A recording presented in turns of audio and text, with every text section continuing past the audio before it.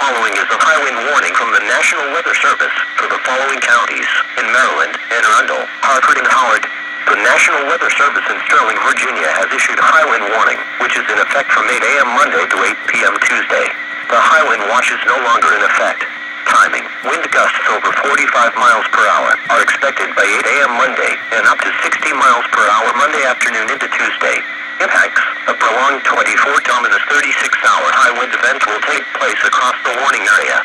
Coupled with heavy rains from Sandy, the high winds will lead to significant tree damage. Residents, visitors, and businesses across the region should plan for widespread power and communication outages. Be prepared for extended power outages.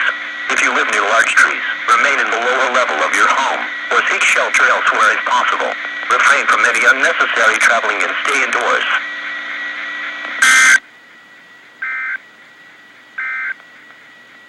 The following is a coastal flood.